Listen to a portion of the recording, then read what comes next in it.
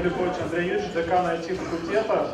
И сегодня у нас очень интересное событие. К нам приехал один из известнейших спикеров, один из 3 подтвержденных спикеров Oracle, который имеет право выступать в ассоциации с этой компанией. А кто знает, что за компания Oracle? Поднимите руки. А что, не все поднимают? Кто-то даже не знает, что такое Oracle? Oracle одна из крупнейших IT-компаний в мире, она входит в топ-10 компаний по своему доходу, и, естественно, очень многие специалисты хотят знать технологии Oracle. А какая самая популярная технология Oracle, самая востребованная в программировании на сегодня? Кто знает? MySQL. Нет, MySQL это мимо. Ну, конечно же, Java. Java-разработчики одни из самых высокооплачиваемых, их дико не хватает, нам постоянно приходят компании, просят подготовить Java-разработчиков. Соответственно, берут на работу даже тех, кого есть всего лишь полгода работы, и их зарплата растет там прямо за первый год очень сильно. Но сегодня, собственно, мы поговорим не столько о программировании, не столько о базах данных, на которых Oracle получил свою популярность, а о технологиях, связанных с развитием информационной безопасности и с влиянием это на наш мир. Вот, я приглашаю сейчас на сцену ведущего спикера. Прошу вас поприветствовать его аплодисментами.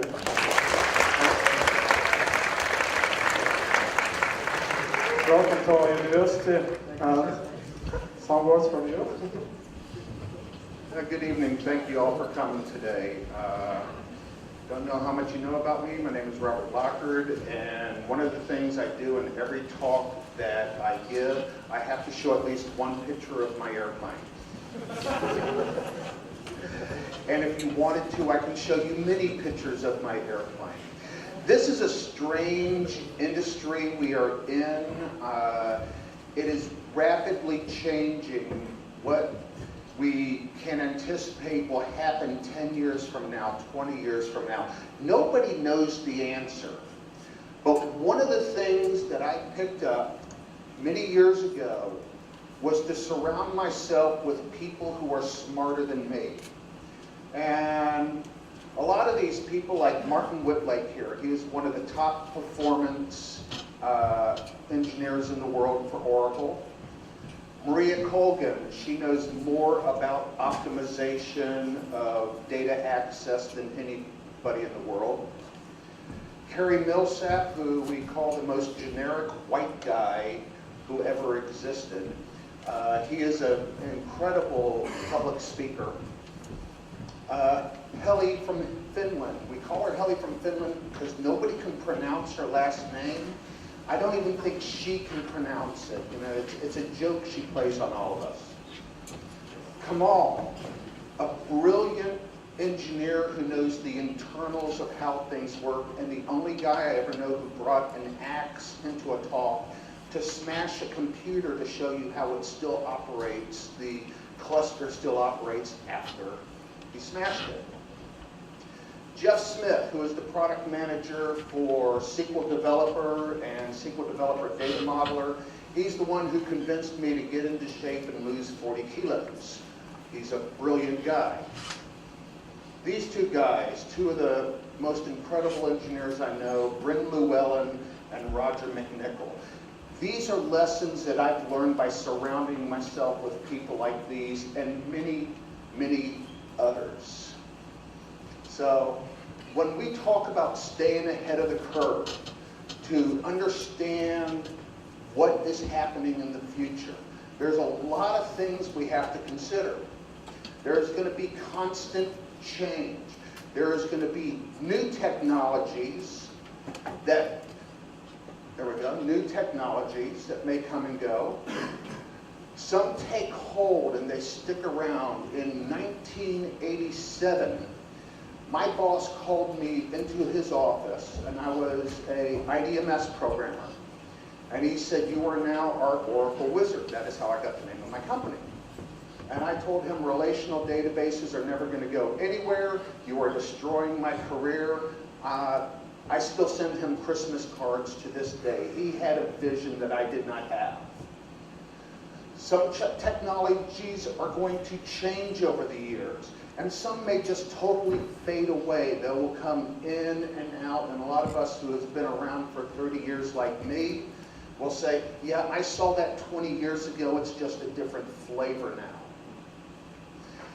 We have to understand the game that we're playing.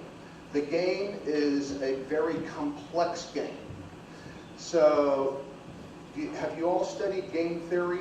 You have a general idea of game theory? So, in game theory, you have the infinite game.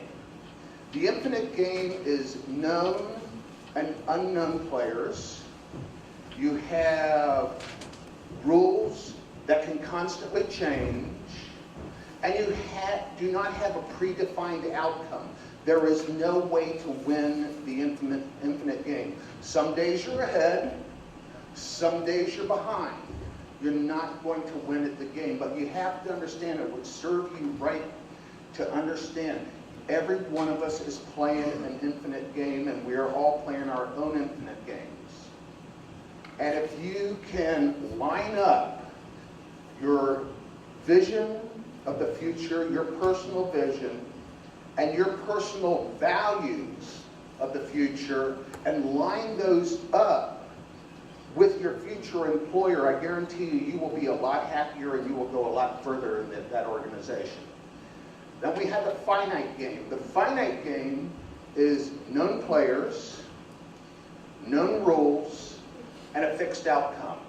This could be soccer, y'all call it football. It could be baseball. At the end of the game, somebody wins. And I see this happening a lot. People come into work and they make their to-do list. And they say, I've checked things off the to-do list, but everything they did had no bearing of where is the organization going in 20 years? Where are you going in 20 years? So these are tricks that I've learned. And one of the things I've learned about the finite game is these people have no vision. They're always changing their direction. You know, one day it's like, oh, I want to win at this game. Then I'm going to do this. Then I'm going to do this. But they don't move forward. They just zigzag all over the place. As an American, we just call it a ship without a rudder. They tend to have questionable values. And when the finite game and the infinite game, when they collide, you get an unstable system. Meaning, the person who comes in playing the finite game will be frustrated every time by the person who's going, I am moving forward. You got the promotion? Great. You think you've won? I'm still going in this direction. My company is going in this direction. My industry is going in this direction, and that's the direction I'm going to go. And you learn that you have to think this way. It will frustrate the guy who's saying, I'm going to win and I'm going to get the promotion. Then tomorrow, what's he going to do? All right? It's simple. It's very simple. So to get there, you need to have a plan. And one thing I do religiously every morning before I turn on my email, before I turn on my phone, I sit down for 15, 20 minutes, actually now it's closer to an hour, and I plan out everything I am going to do that day to advance my vision, my career, my company's vision, my customer's vision. And when I do that, I'm telling the world, this is what to expect of me. If you get up in the morning and the first thing you do is you check your phone, you check your email, you check your social media, the world is now telling you what they want out of you. You're not telling the world's telling you. And the world will drive you and bounce you all over the place. So, anything you do in the morning, it must advance your vision. It absolutely must. Try to get an idea where are you going to be 20 years from now. And I'm going to tell you a little secret. When I was 20, where I thought I would be today, it's nowhere near where I am now. And when I look 20 years down the road, I have a vision. When I get there, it may be totally different. It will adjust. It must be in line with your values. And this is something, I cannot give you your values. I can give you ways of trying to figure it out.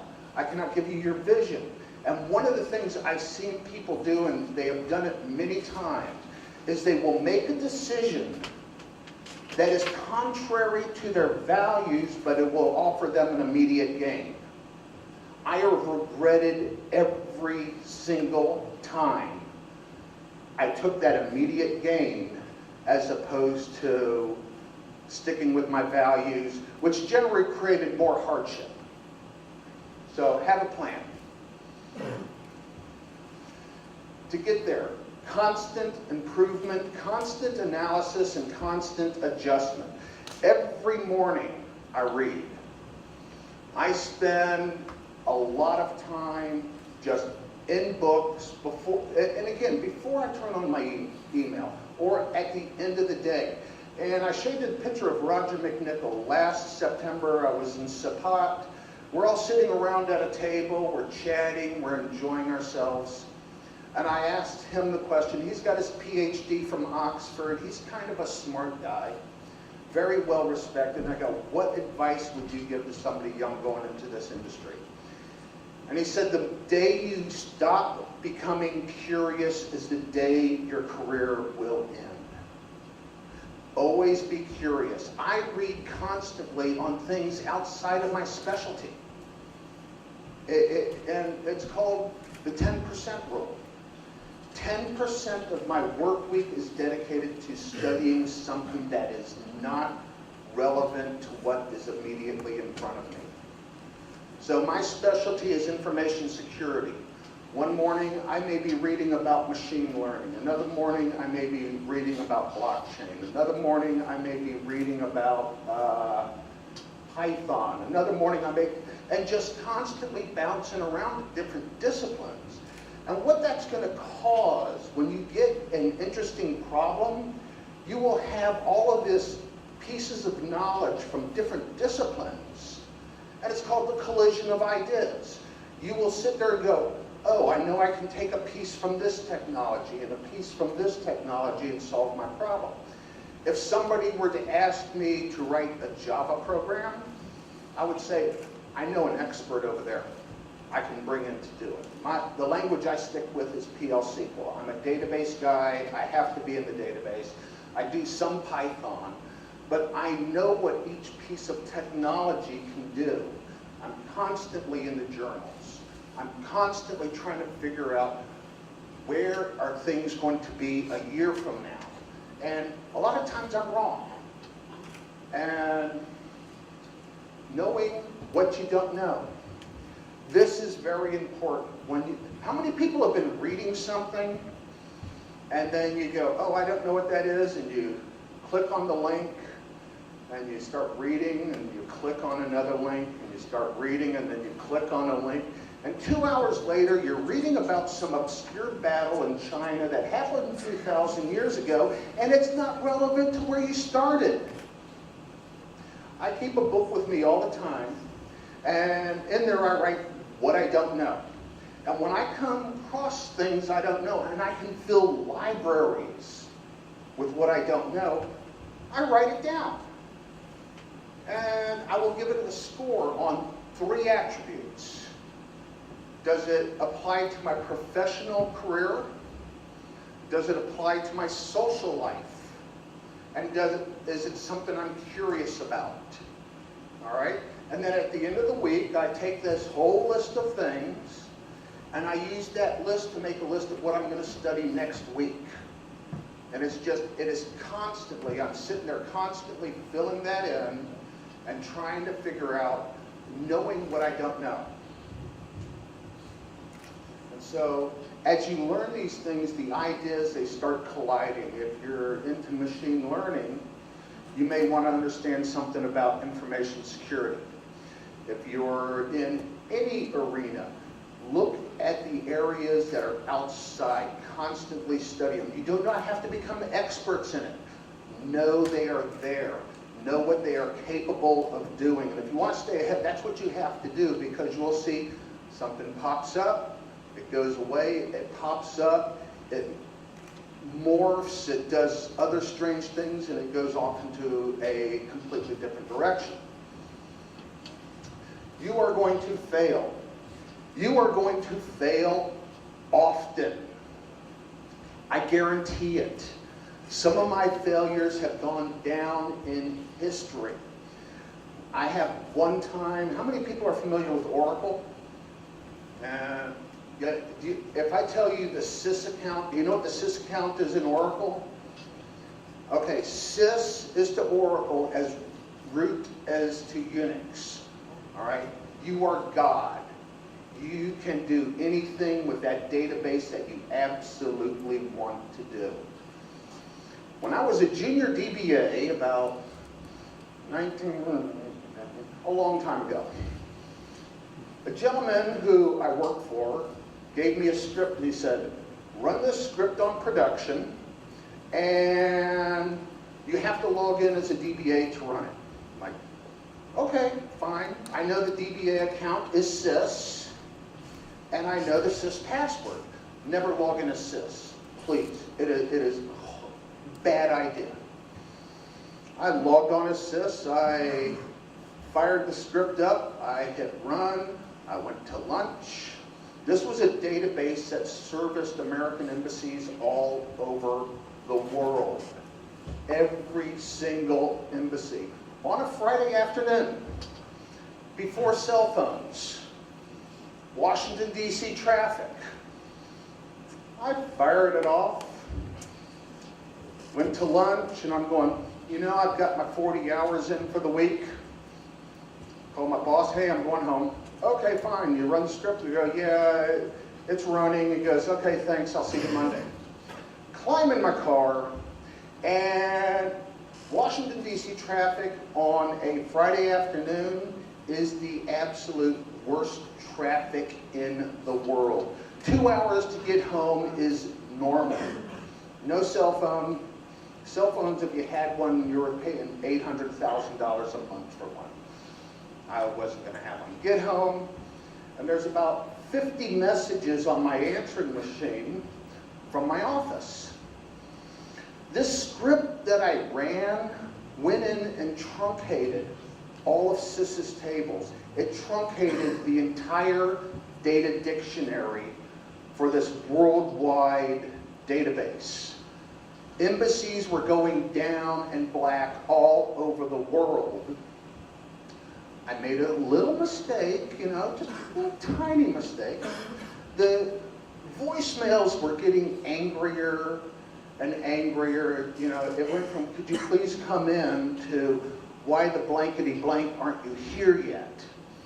I get in my car, 2.5 hours back to Washington, D.C. I go in, and the DBA, his boss, and his boss, they are all screaming at me like, you know, I shut down the whole world, which I had. And it taught me a valuable lesson. One, if you're going to worry about it, yeah, you better just get up there and fix it. Number two, the biggest lesson it taught me, if your boss asks you to do something, make sure you know what it does before you go, yes sir, I'm off to the races. Valuable lesson. You're going to fail and you're going to fail often, but there are two things that will cause you to fail. And just looking back on my life, one of them is what you don't know. If you don't know something and you go, I'm going to go try it, guess what? If you fail, well, one, learn a lesson from it. Okay? Never beat yourself up over a failure. Never. All right? But two, surround yourself with people who have knowledge in other areas than you. I have friends who are knowledgeable in diplomacy. I have friends who are knowledgeable in Unix. I have friends who are knowledgeable in machine learning. I have friends who are knowledgeable in language design. Bren Llewellyn up there, he developed the PL/SQL language. If I have questions, I can always go to people who I just say they're smarter than me, but they're experts in different areas. And they can help me solve those problems. So I go into a problem intelligently as opposed to going in blind. The other thing that is going to cause you to fail is your ego, which is closely related to arrogance. Your arrogance or your ego will create problems for you if you do not keep it in check. I have done many things in my life. There are some people who are shocked that I'm still alive. Perfect example. It was 2002, I think it was. I do a lot of technical diving, scuba diving, down to 200 meters underwater. I use military dive equipment that I have purchased over the years. We blend our own breathing gases. I do some really crazy things. And I did a 200-meter dive, and it was a bounce. Come down, I did the math. I knew all the math for coming up safely. I got back, and I called up a good friend of mine, Joe DeTuri. If you get on Facebook, just search for Joe DeTuri. He's a very interesting character. He was a Navy diver, retired Navy diver. I'm like, Joe, I did this 200-meter dive. It was awesome. I'm telling him all about it. And he's like, why are you still alive? Because I lived, and he started explaining to me things that I did not understand. One of them was inert gas counter diffusion, which is how gases start coming in and out of your system as you're switching your breathing gas, because they all have different speeds they go through your system. And he's like, you should be dead right now. I'm like, well, okay. Could you please explain to me more about this inert gas counter diffusion so the next time I do this, I don't, accidentally kill myself? That was my arrogance. And you know something? I still get caught in my arrogance. And I still check it constantly. I do things, and I try to find the proper experts, okay, to talk to beforehand. All right? So in your careers, surround yourself with people who know things different than you. The experts in their area. Because what will happen is you'll be asking them questions, and then they're going to start asking you questions. I have friends calling me all the time on information security questions. I freely give them my knowledge because they freely give me their knowledge. And if I use their knowledge in such a way that it becomes public, I publicly thank them. I mean, at the beginning of the slides, I showed their pictures. And if you ever run into Kamal, the guy with the axe, he's a really cool guy. I really like him. But he's got this issue. He likes to get everybody drinking vodka, and he's an interesting character. He's gotten me in trouble many times. Next thing is be present. This is something I'm finding a lot, and I see young people doing this all the time. They will be at their computer and their phone will be right here. They'll work, but the phone work, but the phone work, but then do something. This is typically how my brain looks after about 3 hours of working. All right, there's one thing that I do. I turn off my email, I turn off my phone, and I put people on what I call office hours. I will check my email from 10 to 10:30. I will check my email from 2 to 2:30. If an emergency happens while I'm not checking my email, feel free to get up off your butt, walk the 20 meters to where I am and say, Robert, we have a problem. I will solve the problem. Otherwise, do not interrupt me, because this was kind of famous. Please come to our conference room and enjoy bagels and cake to celebrate Sherry's 29th birthday. This email happened to come when my brain looked like that. And, well, what happens is I like cake. I like bagels. Well, that's what happened to my brain. I lost 3 hours of work. I had no clue what I was doing. I had to go back to the beginning. And my customers pay me by the hour. Okay, so my customer lost 3 hours worth of work because, that happened to be a customer email. So reduce the distractions. That is absolutely critical that you reduce distractions, especially when you start working on something complex. Do something moderately difficult every day. When you have your vision of where you're going, where your company's going, where the industry is going, every day you should do one thing that is moderately difficult. I'm not saying, just go whole hog, but pick something. When I start my day, I want to get there and figure out how my day is going to go. And I always write something down that's going to be just a little bit difficult, and I accomplish it. And it's an amazing thing when you accomplish something difficult, you kind of feel good. Well, that's dopamine being introduced into your system. You've gotten a little closer to your goal. And does everybody know how dopamine works? And how dopamine has kept us alive for tens of thousands of years? Here's what it does. Way back when, before we had, grocery stores where you can go and buy food, you might see an apple tree 10 kilometers away. And you start moving towards the apple tree. And you get a bit closer and you go, yes. And you get a little hit of dopamine. And it keeps you going. Dopamine keeps you focused. And the closer you get another hit of dopamine.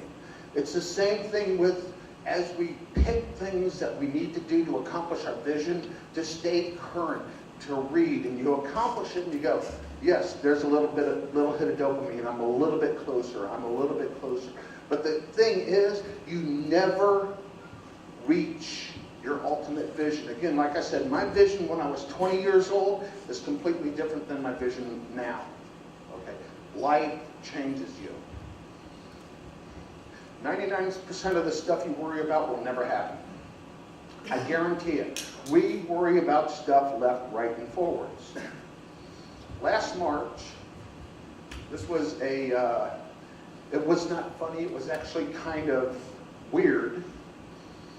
I'm working on a system that manages interstate trucking for the government. So if a truck crosses state lines, they have to pay certain fees. And there was a bug in the system. It was not updating the federal government's database. So a truck would be thousands of miles away, and they get stopped by the police. They would check the federal government. They said, no, you are not legal. And the police were impounding trucks. Just like, nope, truck's off the road, and it belongs to us now. I didn't know about this. These always happen on Friday for some reason. Friday afternoon, I get a call. Apparently, one of the governor's best friends had a trucking company, and he had a whole bunch of his trucks impounded. And he doesn't call the group I'm working for, he calls his friend the governor. The governor calls the Secretary of Transportation. Secretary of Transportation calls the administrator, who calls the director, who calls the assistant director, who calls me. And if you've been around long enough, every time it goes downhill another level, it gets a little louder and a little angrier. I don't want my boss chewing me out. I don't like having things happen as a surprise.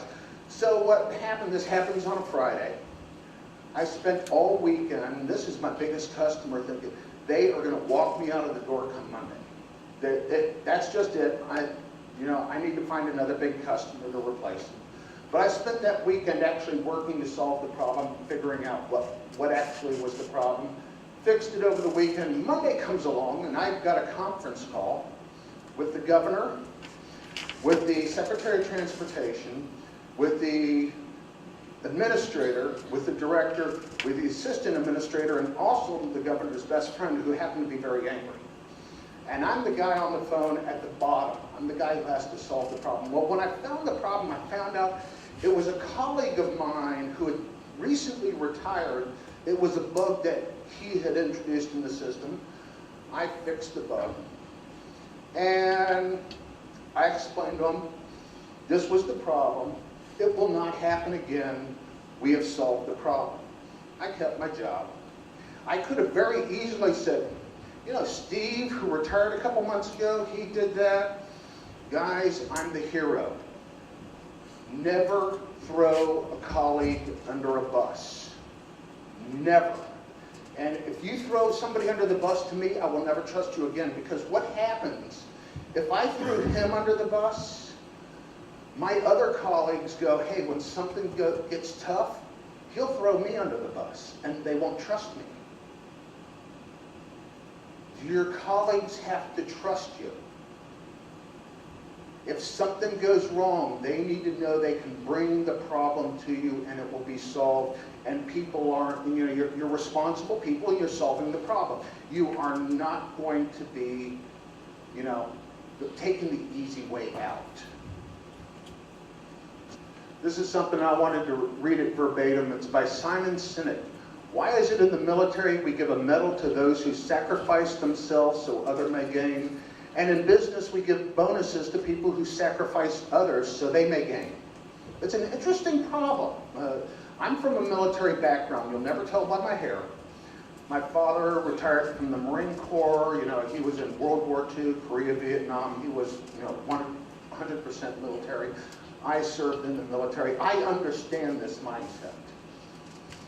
And what they do is they make the people around them feel safe. Where if there is a problem, you can bring them the problem and you're not going to get in trouble with it. And it's called leadership. Leadership is not a position. Leadership is not a job. Leadership is something you do. So when you want to do something and you want to be a leader, you start by making the person to your left and your right feel safe.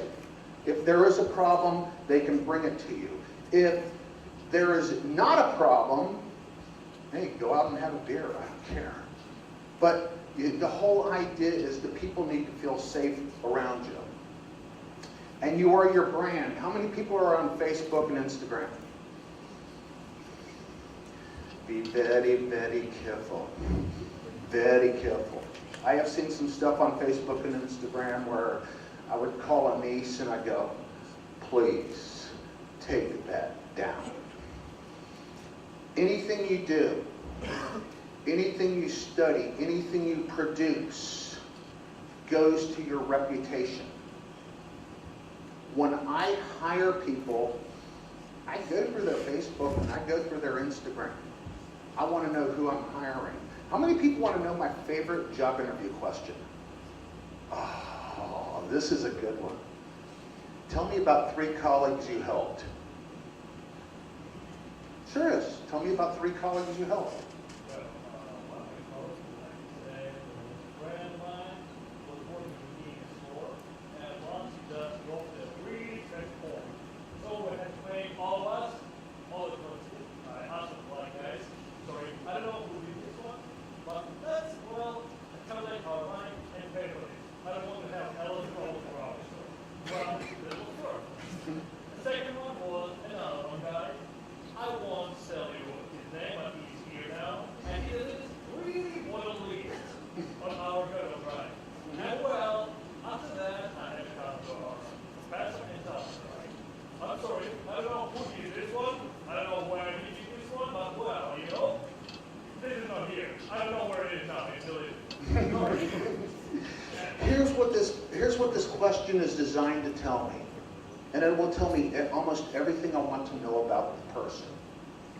If you tell me I helped this professor, okay, or you tell me you helped a classman or an underclassman, I am looking at the power dynamic of who you helped.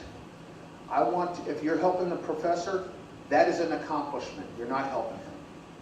If you helped an underclassman with their studies or with a problem, you are demonstrating leadership. I want people working in my organization who will bring the people up underneath them, which will raise them up. I go to great pains to help people whenever I can. I will bend over backwards. I will move heaven and earth. And I want the same people working in my organization who will do the same thing. Because when I retire, they will be the leaders. All right? You are your brand. Teach. If you want to learn a technology, if you want to learn something different, if you want to get current in something, teach it. I found this out the hard way. If I'm going to get up here and I'm going to speak to a group of students or to a group of colleagues, I better know what I'm talking about. All right? That's my reputation.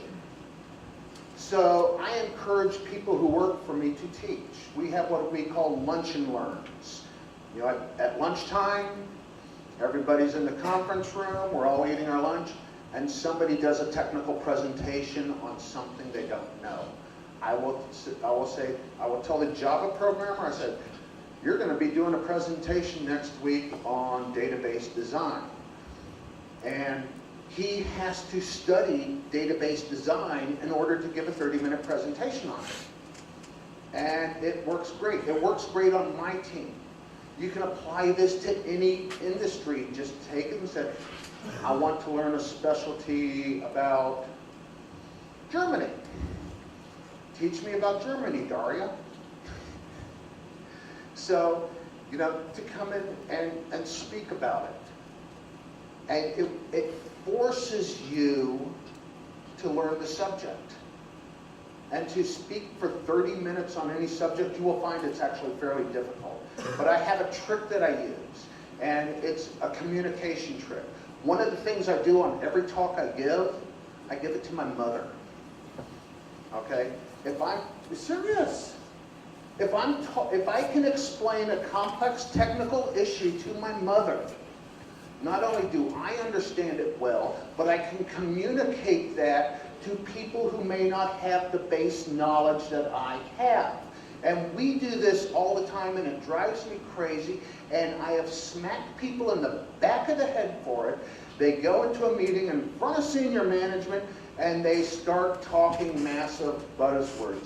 And the senior management, their eyes kind of roll back in their head, and they're like, the guy's just trying to make himself feel smart. He is not communicating to communicate to me. He's communicating to try to build up his own ego. I would be a very harsh taskmaster is the best way I can put it. People say I'm nice, kind, easygoing. There are certain things I have no tolerance for. You should be able to explain any complicated technical subject in a language that your mother can understand. I guarantee if you work at it hard enough, I can explain cybersecurity to my mother. I can explain blockchain to my mother. I can explain encryption to my mother, and my mother gets it. I can explain database design to my mother. My mother taught second grade. Try to get your communication to a point that when you will eventually go in front of senior management, you have to be able to communicate. Start building that skill now. Telling your story. This is kind of funny. Human language started, scholars estimate, about 600,000 years ago. You know, talk to different scholars. You know, the bottom line, it's been around a long, long time. The oldest known cave painting is 40,800 years old. The written language is estimated to be 5,200 years old. How old is PowerPoint? 31 years. I go into these meetings and people put up these beautiful PowerPoints and I go, oh, this is painful, but I thought I'd give you all a treat. This is one of the first PowerPoint presentations I gave. It is ugly. People are reading the slide, they're not listening to what I am saying. So I evolve, I constantly analyze, I constantly correct, I constantly try new things. A lot of the things I try fail miserably, but I try them. So this is the next type of slide I used. Okay, how many people follow that? You're going to look at the slide, you're not listening to me. That is how I think, but it tells people nothing. It just tells people I have got a really messy brain. And my brain is all over the place, and I actually do. I have what's called ADD, attention deficit disorder. It's like, hey, shiny thing. I'm popping all over the place. This is what they look like now. Anything can be hacked. That tells a story, then people listen to me. You need to learn how to tell your stories. Okay? Don't rely on PowerPoint. Don't scare the heck out of your audience. Be simple. Learn how to communicate. Specialize. There are way too many general practitioners in this industry. People come in to me and go, I'm a computer scientist.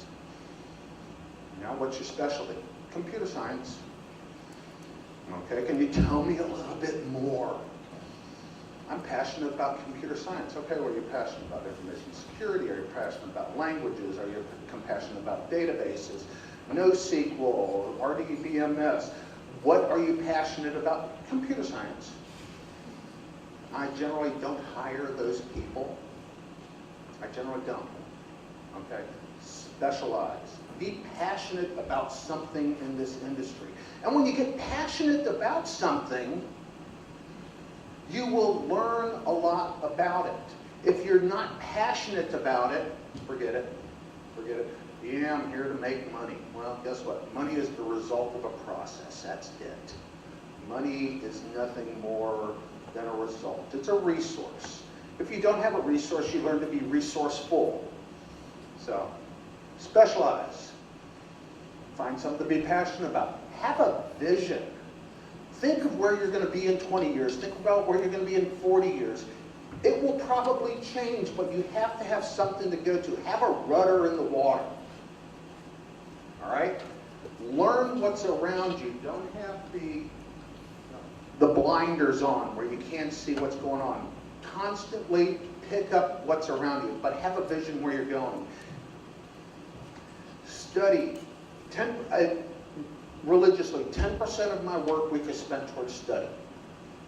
And it's not spent towards studying information security. I know that. I know that inside out. I design these secure systems. I've been designing secure systems for decades. All right? Constantly analyze, constantly improve, and constantly make adjustments. I walk around with a blue notebook, and I actually let a girl look into it in my last talk, which is she is the first person who's ever looked into this notebook.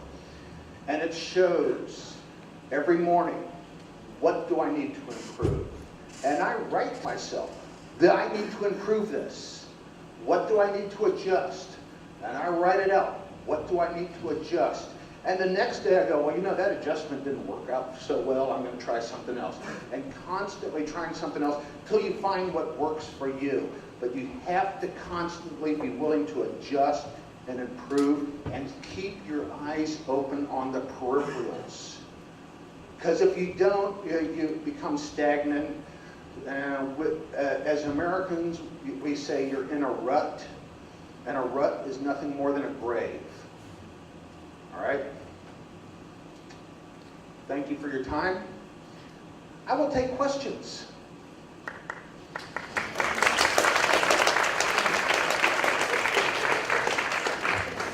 Did I talk too fast? Are you from the South? You got a bit of a Southern twang? South. Okay. Okay, I detected a little bit of a Southern twang in there. Questions? Yes, sir.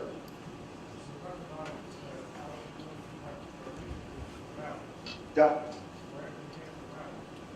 Your values.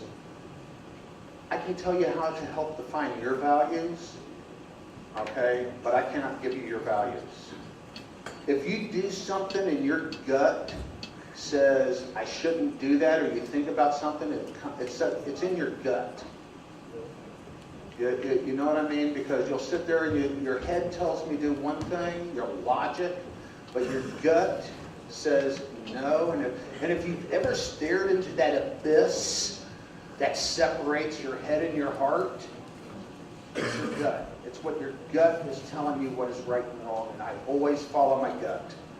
Always. And I've never regretted following my gut. I've regretted not following my gut.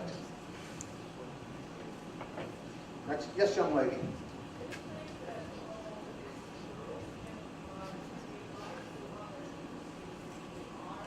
It can apply to any industry, not just information, not just IT. You can apply it anywhere. You can apply it towards your life. You can apply it towards your business. Your business should have values and a vision. And I want to actually segue on this because this is very important. If you go into interview with an organization, ask them the question, what is your vision and what are your values? An organization, the hiring manager should be able to articulate, this is what we do, and this is why we do it. Okay? And if they align with what you want and why you do something, you will be incredibly happy.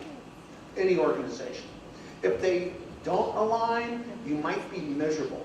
I have had to fire customers in the past because their values, by their actions, eventually separated from my values, and I said, I'm sorry, I just won't have anything to do with you anymore.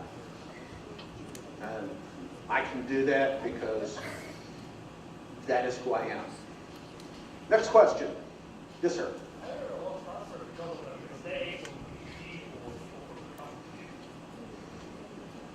I have had very angry customers. I have never lost a customer over a mistake. I have had customers that were extraordinarily angry, and then we moved heaven and earth to fix the problem. Because I'm known for fixing problems. If a problem comes up, and we should all be known for that, if a problem comes up, we fix it. Okay? If you take responsibility for the problem, say, my fault, I'm taking care of it. Professionals will respect that. They may be angry, but they will respect that. Come on, don't be shy. Maybe you need to ask in Russian. Если вы стесняетесь по-английски, можете по-русски, я переведу.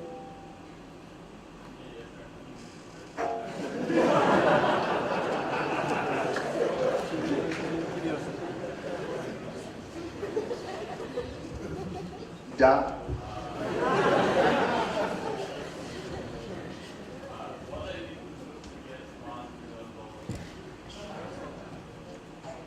That's a result of a process that is driven by your why. Money is just the result of a process. You have to figure out what your values are, what your vision is, and why you do it. And the result you want is money. You have to come up with the process. How do you come up with $1 million? I work 80 to 100 hours a week. Every week. Most people who are connected on me on Facebook, most of the times what they see is pictures of me with papers spread all over the place. Yeah, I'm writing today. Okay? Having the freedom to go out and play with my airplane and enjoy my life, okay, that is something very rare. As a matter of fact, not too long ago, somebody posted on my Facebook page, actually sent me a message, and they were very angry with me because I did not want to go out and have fun. And that person had touched my last nerve. And I posted on Facebook basically saying, because he said, you have the easy life. You travel to exotic places. You do this. You're eating in the best restaurants. You have a wonderful life. I love my life. Do not get me wrong. But I work 80 to 100 hours a week, every week. I do not have $1 million in the bank. I could. But one of the reasons I don't have $1 million in the bank is because I come to places like Russia, and then after that, tomorrow I go to Moldova, and after that I go to Bulgaria. I do not charge to speak.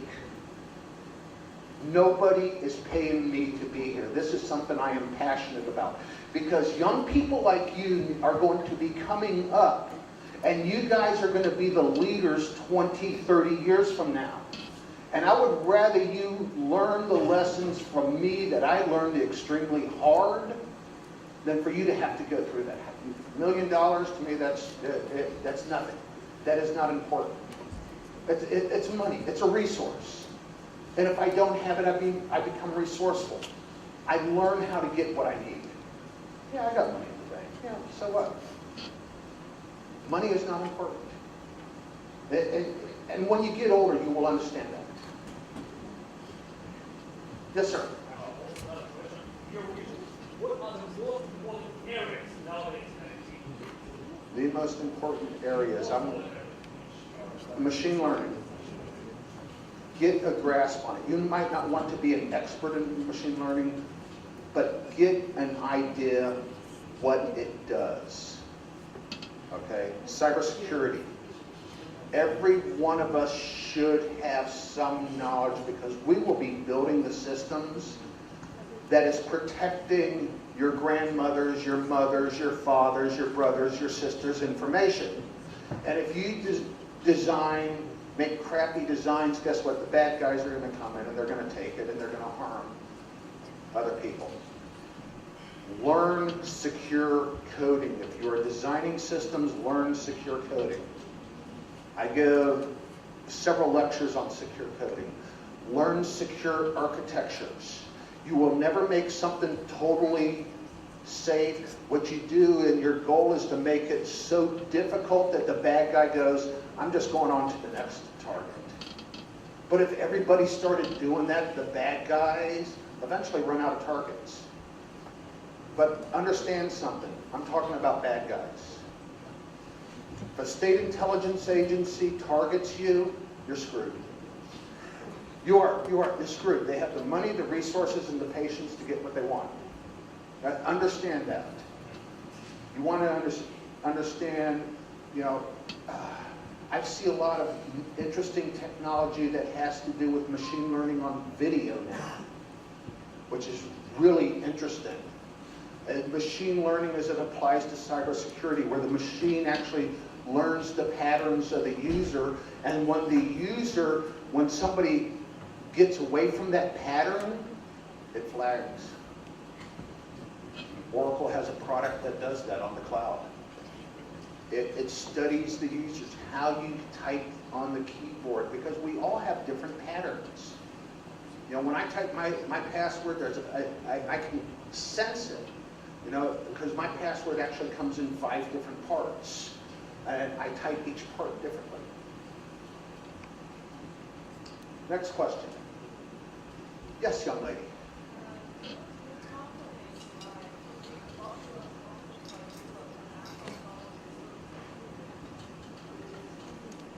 You can ask Google and Apple, I believe they do. The guy Simon Sinek, who I quoted up there, I know he has spoken at Apple a number of times, or at Google a number of times. Apple, you want to know why they are so successful? Is they are playing the infinite game. Yes, yes. Apple is so successful. If you ask anybody at Apple, what do you do? And they say, we make learning easy. If you ask anybody at Microsoft what they do, we're trying to beat Apple. Serious! We're trying to beat Apple. As opposed to, we're trying to make learning easy. One has a vision and some values, Apple. Microsoft is playing the finite game. We're trying to beat Apple. It's true. I've talked to many Microsoft executives. Oh, what do you guys, where are you going? We're trying to beat Apple. We're trying to beat IBM. We're trying to beat Oracle. We have to beat somebody. They're not telling me who they are. They're telling me their values just bounce all over the place to whatever to beat. Apple is looking forward. Apple is going, and if you're playing the infinite game, what you're going to learn, and these companies know this, one day you're going to be ahead. Another day you're going to be behind, but you will be ahead again, and the more you get it, the more days you'll be ahead. Your finite game players, the Microsofts and other companies like that, or some individuals I know, they go, I won. Now what? And they go off in another direction. They go, I want to win this. They're not, going by their values, and they don't understand why they're even in business. I'm working at one of my customers right now. They're having a serious issue of people are leaving. Senior people are resigning and leaving. There was a change in upper management. And I got an email goes, it's a survey. can you please tell us what we're doing wrong? The senior manager, the senior executive who sent me that knows me well enough that I was not the person to ask, because I will give a very honest answer. And my answer to him was, what is our vision? What are our values? He cannot answer that question. Yes, sir.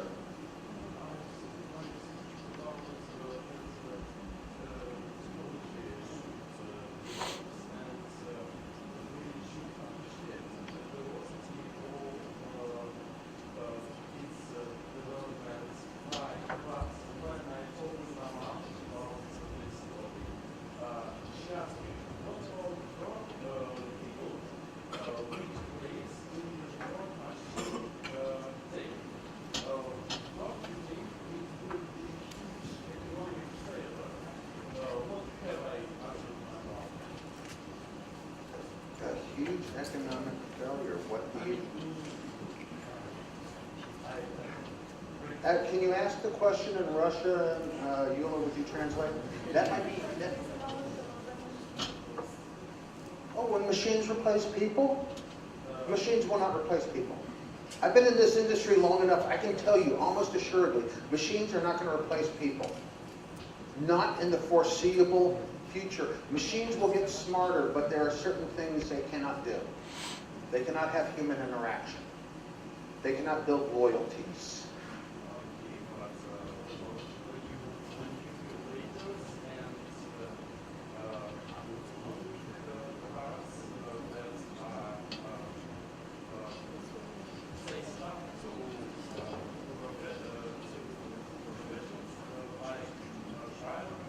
Driverless cars, yes. Okay, and machines to work in factories, machines to mine, machines to do this, and they are all operating without human operators. There is an economic cost to that, yes.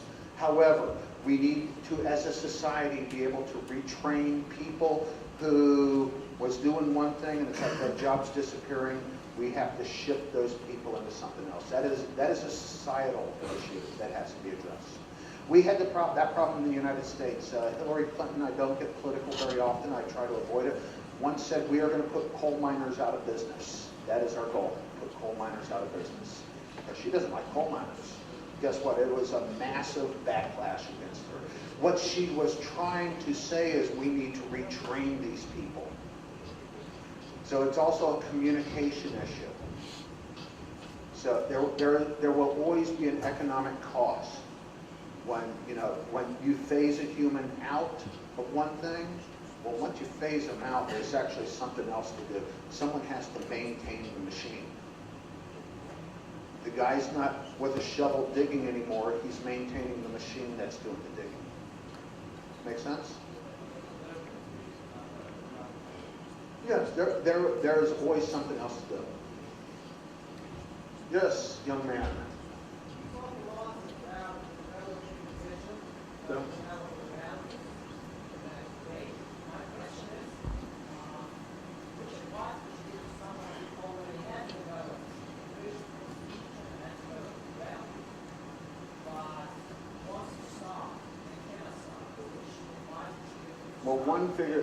Well, first thing, break down into bite-sized chunks. What can I do today towards that vision? Just one thing. It doesn't have to be complicated.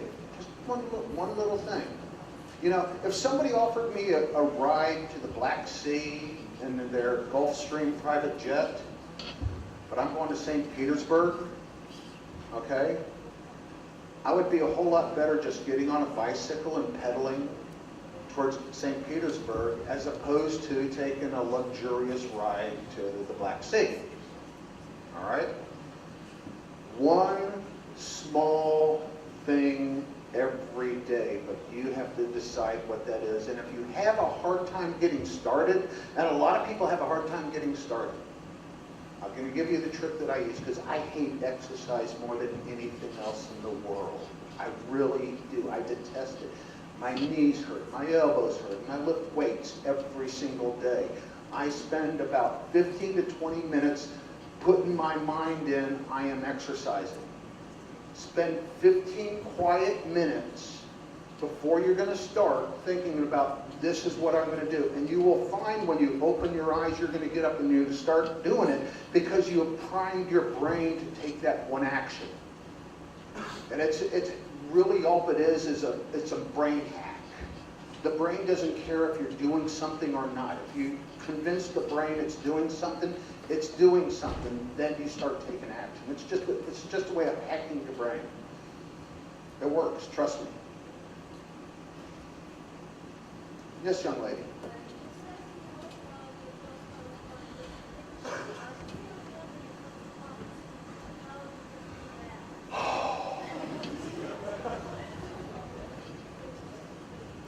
I had an audience of 2. It was on a ferry between Helsinki and Stockholm. My mother was one of the 2 people. It was horrible. That's when I learned things break. Any time you give a talk, something's going to break. And as a matter of fact, I'm half fearful because there is something wrong with my computer. You may see an error message any minute now. And I gave that talk, and I did not have a European adapter for my laptop. I'm like, I got plenty of battery power. 10 minutes into my talk, it just went blank. And I relied on my slides to know what to talk about. And I was extraordinarily embarrassed. And my mom's sitting there. And Helly, the lady I showed the picture of, she was running the conference for the Finland Oracle Users Group. She goes, "You can come back and give it again tomorrow." And I go, "Yeah, but I don't want to." And there's a guy in our community, Tom Kite. In the Oracle community, he knows more than anybody else. He has spoke all over the world. He is an incredible individual. And we're sitting there at dinner. And what I'm going to say is a little colorful, so if anybody's easily offended, please raise your hand right now. Okay, no one's easily offended. I'm like, Tom, the worst thing that could possibly happen in a talk happened to me today. And he's eating, and he calmly looks up, takes a sip of his wine, and goes, "Did you shit your pants?" I'm like, "No." He goes, "Could have been worse." Next day I went up and I gave the talk again. Yeah, I remember that first time. I did not want to get up there and do it again. I wanted to say, I'm gone. But they talked me back into it. And then I got addicted to it. And now I love the travel, I love the talking, I love helping people.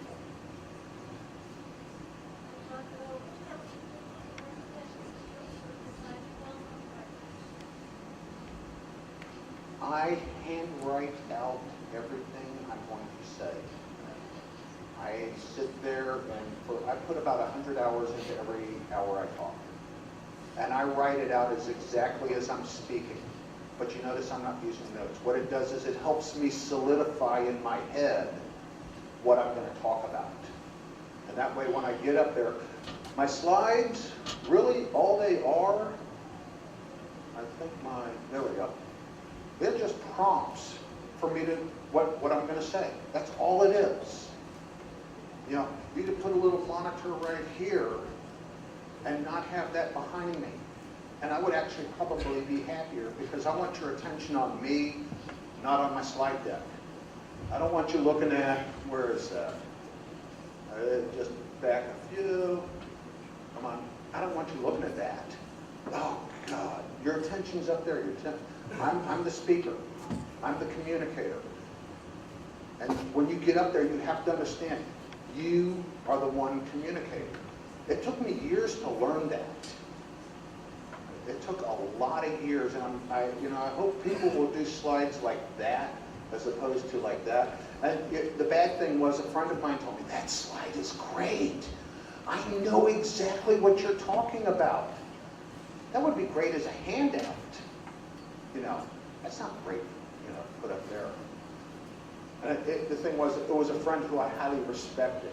said that was great. But he thinks really messy like me. So to him, it's like, yeah, I can understand your brain bouncing all of these different directions. Come on, don't be shy. Yes, sir. Well, I was told to tell you about it. Yes. Every time, you have to understand how to make your speech easier, to make it more understandable for people out of the area. Because always it takes a lot of wealth to get a patient and a wealthy and not understand what you're saying. Of course, it's people that don't use special words, but sometimes we have to use that. Sometimes I was explaining hash algorithms to a young lady I know, and we all know what a hash algorithm is. It took 2 pages, or a page and a half, but she understands how a hash algorithm works. So we have to oversimplify everything. You simplify the problem, and if the words you're using, you know, my thing is if the words you are using have more than 2 or 3 syllables in it, it's probably too complicated. And you know, we have the expression in the United States, keep it simple, stupid. Just keep it simple. You may have to talk more. Okay? I can talk to you all about, you know, all of these other subjects, but I know there's other people here sitting in here who are not in our arena. And if I start talking about it, they're going to go, yeah. Is he done talking yet? No. I explain things to my mother. And it's fun. I explain things to friends who are not in my space. And if they understand it, because I know I will eventually be in front of somebody in senior management, and in my arena, a lot of times they're political people, and you know, they don't have the baseline knowledge. And I have to explain a complex subject to them. And I sit there and I actually handwrite out everything. And for me, it works wonders.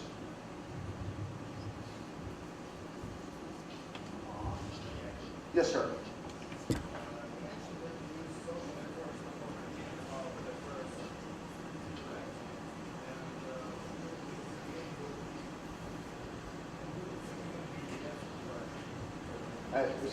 Can you rephrase?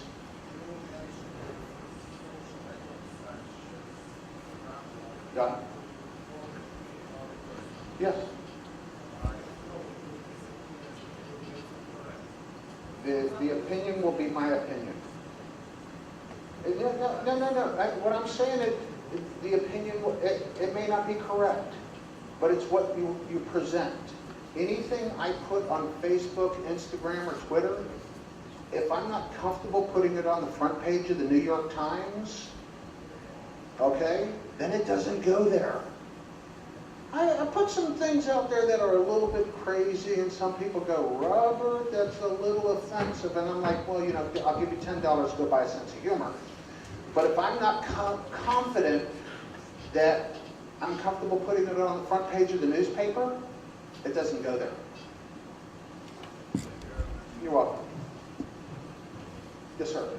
Well, I have a question concerning the mission. So I work at one startup, and my vision shows about resisting business to help their students. Completely the vision of the guy who runs the startup. You know, maybe we should go spend a lot of money, and maybe we should translate our product to we may find more languages than we. So finally, I struggled selling my agency and is it the right thing to do, or I should have been more aggressive about my ideas? You can be aggressive about your ideas to the point, but if the founder does not respect your ideas, I generally explain something once, twice. If I have to explain it 3 times, they're not going to get it. And I have fired customers over their actions. To me, it's like, you know, people say, you can be fired. Well, I can say, I can fire you. You may pay me a lot of money, but if you are not consistent with my vision and values, goodbye. and I wish you luck. So that is a rule that works for me consistently, and I've never regretted that decision. All right? Once. Yes, sir.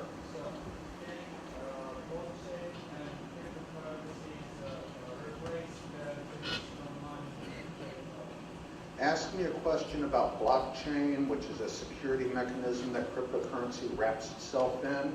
Do not ask me about cryptocurrency, because my opinion of it is I have not studied it. I know the technology of the security. I am not into the economics of cryptocurrencies.